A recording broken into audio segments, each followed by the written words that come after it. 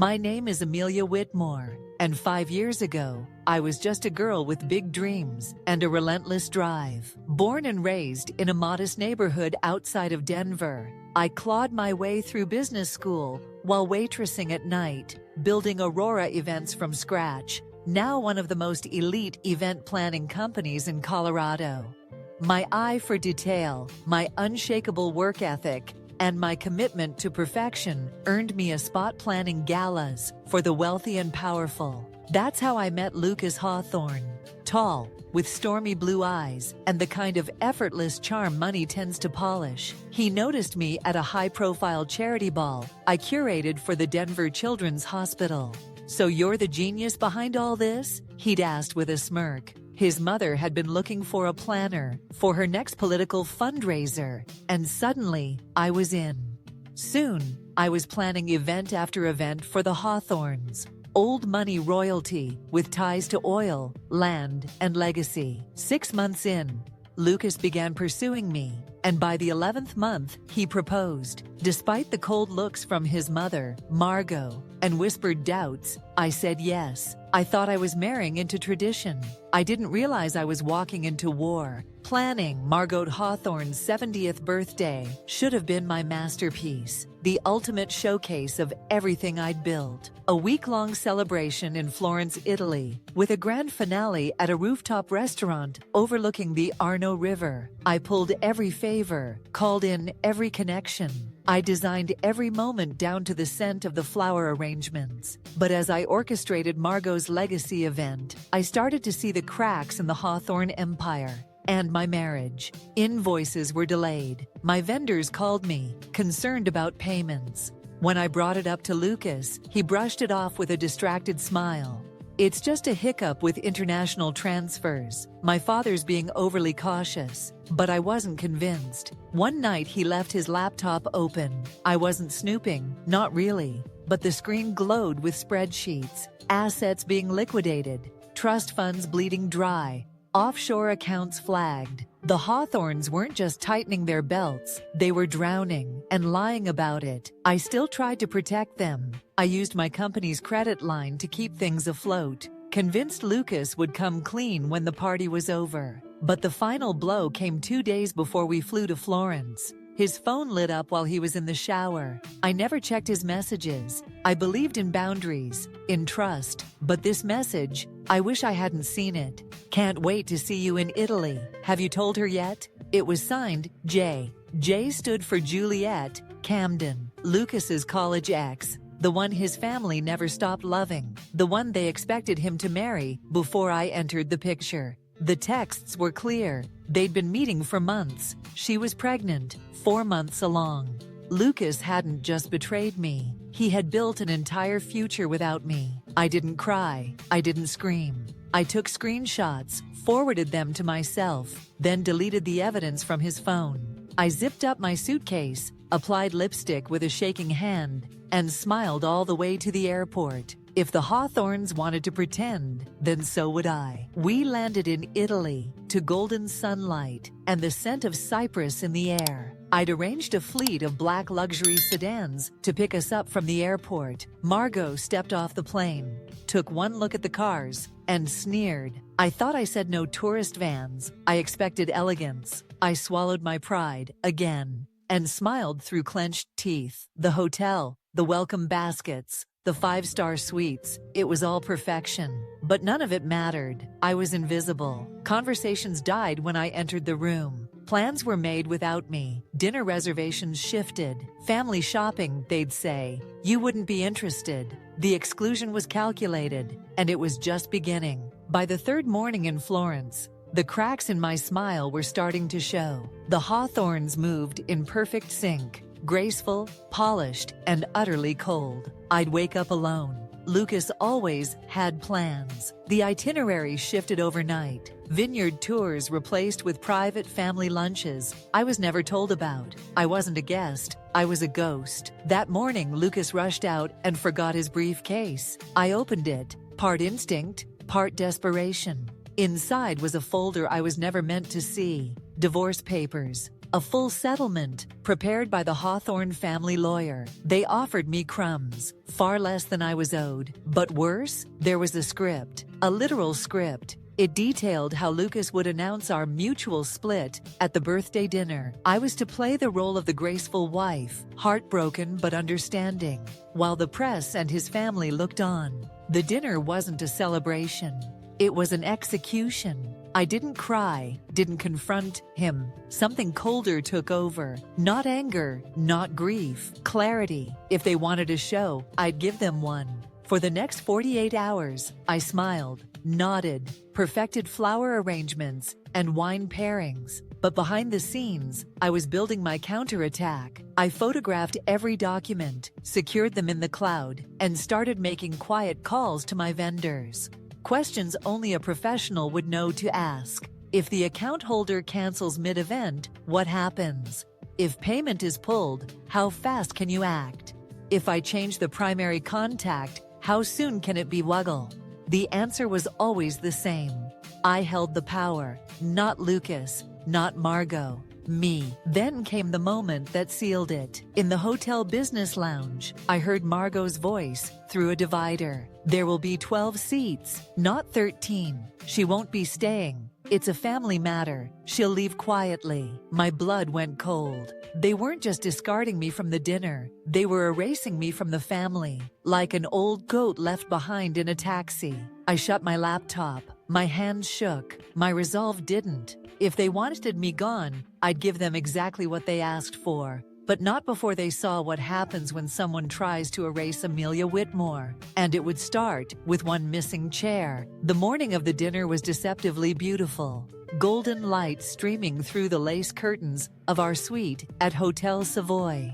I rose silently while Lucas snored beside me, unaware that by nightfall, his family's perfect little illusion would shatter. I stood on the balcony, staring out over Florence's skyline, and made myself a promise. I would no longer be the grateful outsider. I wasn't some charity cat who married into wealth. I was Amelia Whitmore, and I built everything I had. Tonight, I wouldn't be erased. While the Hawthorns pranced through private tours and cappuccinos in hidden piazzas, I sat in the hotel's business center, locking in every detail. Cancellations, refund protocols, receipts, contracts, all in my name. Not Lucas's, not Margot's, mine. By the time I arrived at Luna di Firenze, I wasn't clinging to love. I was orchestrating its funeral. The rooftop looked divine. White peonies, Margot's favorite, lined the table. Custom calligraphy place cards. A quartet playing Vivaldi in the corner. Perfection, because I created it, and I would be the one to burn it all down. Back at the hotel, I slipped into the midnight silk gown I'd chosen months ago. One last glance in the mirror. I didn't see a scorned woman. I saw a storm. Downstairs, the family had gathered. Margot dripping in Chanel. Lucas smug in a tailored tux. No one looked at me. I smiled anyway. "You look radiant, dear," Margot said, her voice as fake as her pearls. "Thank you," I replied, calm as shattered glass. The ride to the rooftop was full of shallow chatter, museums, weather, Margot's birthday. Not a single glance in my direction, not even from Lucas. Then the elevator doors opened, and the performance began. The guests applauded, the candles glowed, everyone took their seats, except me. There was no seat for Amelia Whitmore. I froze. My eyes swept the table I had designed, the florals, the linens, the ribbon-tied napkins. No chair, no name card, no space. Margot turned, her eyes glinting. "Oh, is there a problem?" I looked at her, at all of them. Lucas, Vivian, the cousins, each one complicit, each one smiling behind their masks. "There seems to be a mistake," I said evenly. "My place setting is missing." Lucas gave a soft chuckle. "Oops, guess we miscounted." And in that instant, it all clicked. This wasn't an oversight. It was a message. They wanted me humiliated, silenced, erased. But what they didn't know, I had already rewritten the ending. I didn't cry, didn't flinch, as I simply stared at the empty space, where my chair should have been, then slowly looked at each face around the table. Margot, smirking behind her champagne flute. Lucas, feigning confusion. Vivian already whispering to her husband. They thought I'd break down, maybe cause a scene. Instead, I smiled. "Looks like I'm not family," I said softly, my voice floating across the rooftop like a breeze before a storm. Silence fell. Even the string quartet faltered. "I'll see myself out." I turned, heels clicking against the polished floor. The staff, my staff, watched with wide eyes. I gave a polite nod. No tears, no pleading, just quiet, devastating dignity. At the cafe across the street, I sipped an espresso and unlocked my phone. It was my turn now. I emailed Matteo, the restaurant manager, attaching the documents we had quietly prepared days ago. A little-known clause for last-minute reversals. Then I revoked all payment authorizations. Yacht, vineyard lunch, luxury villas. Every booking had been made through my company. I'd fronted it all. Now I was pulling it all back. In less than 30 minutes, the Hawthorne's dream Italian getaway unraveled. Lucas's texts flooded in. "Where are you? The hotel says our car is canceled. What's going on? Amelia, this isn't funny. Fix this." I didn't reply. Instead, I returned to the restaurant. Through the service entrance, Matteo met me inside the kitchen. "Are you sure?" he whispered. I handed him a folder.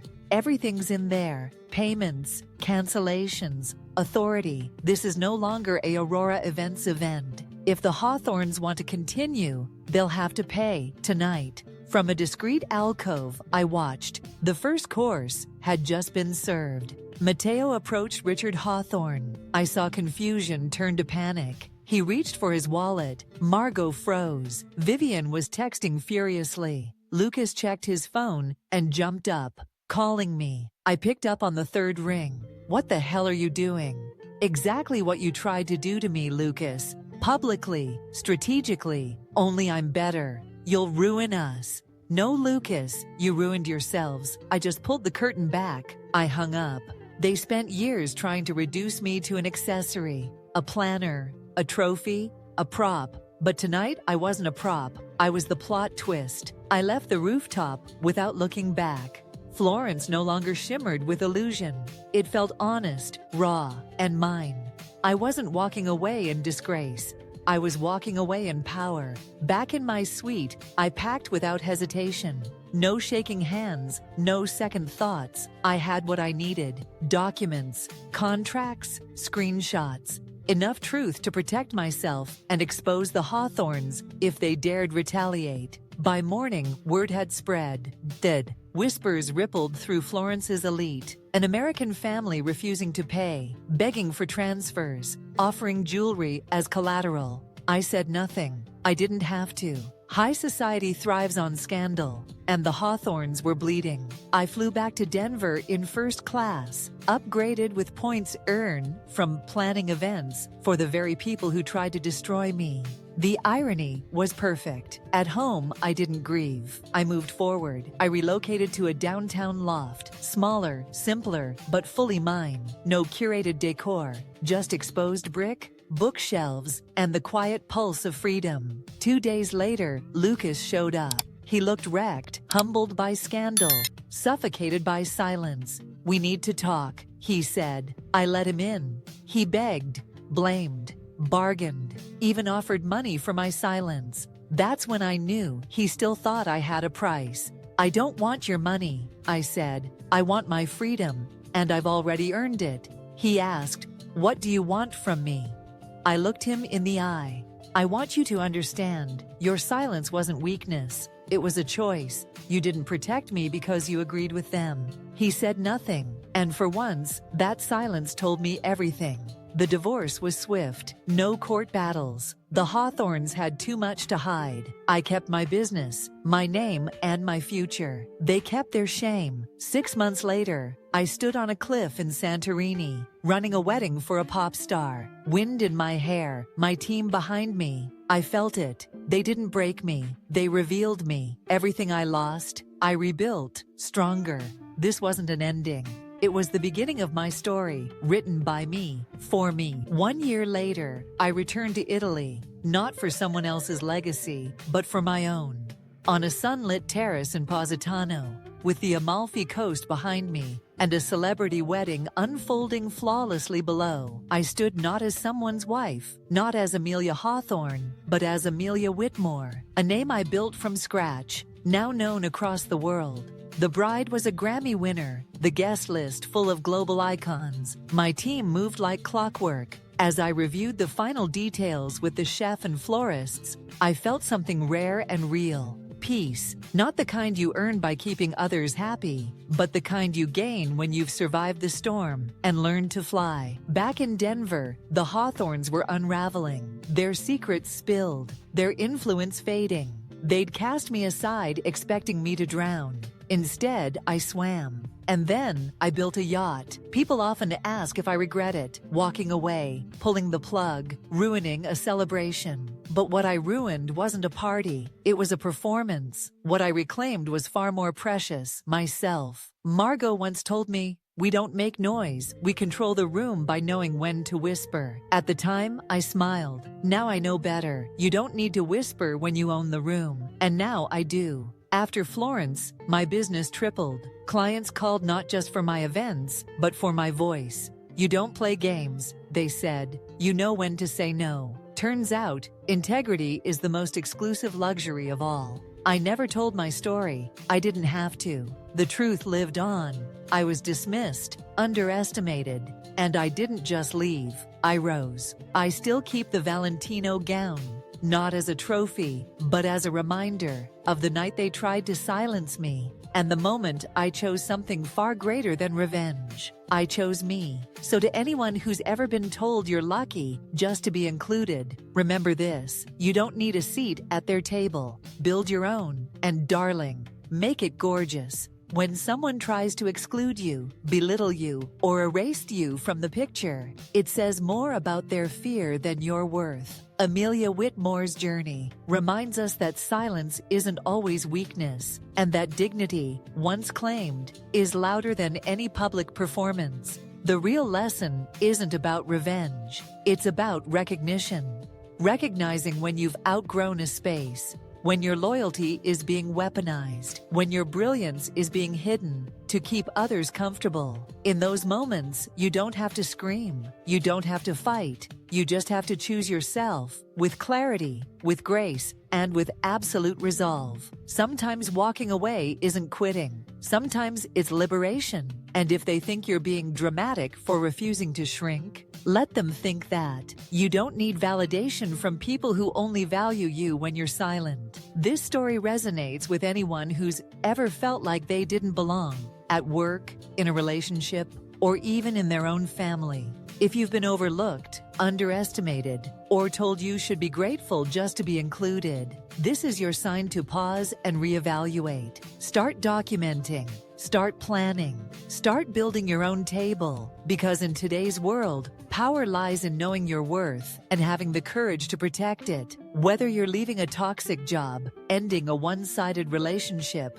or confronting generational patterns, your voice matters. You are not an accessory to someone else's legacy. You are the author of your own. If you enjoy deep, emotional, and meaningful stories like this, don't forget to like, subscribe, and turn on notifications so you never miss a new update.